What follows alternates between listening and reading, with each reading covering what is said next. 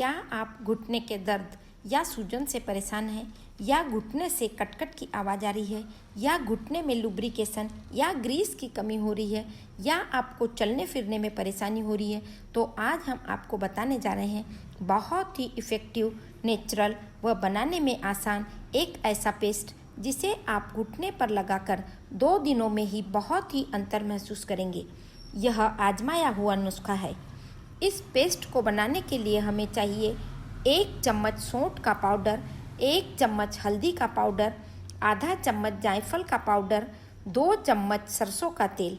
अब इन सभी चीज़ों को मिलाकर एक गाढ़ा पेस्ट तैयार कर लें। अब इस पेस्ट को घुटने पर लगाएं।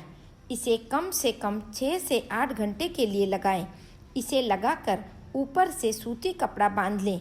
इसे आप रात में भी लगा सकते हैं। लगाने के पहले दिन से ही आपको सूजन, दर्द, चलने फिरने, उठने बैठने में बहुत राहत महसूस होगी। यदि आप इसे लंबे समय तक लगाते हैं तो आप 100% घुटने के दर्द से छुटकारा पा सकते हैं। यदि आपने चैनल को अभी तक सब्सक्राइब नहीं किया तो आप चैनल को सब्सक्राइब कर बेल आइकन को प्रेस करें ताकि आने वाली वीडियो की इन्फॉर्मेशन आपको सबसे पहले मिले, और ज़्यादा से ज़्यादा लोगों में शेयर करें ताकि वे सभी इसका लाभ ले सकें।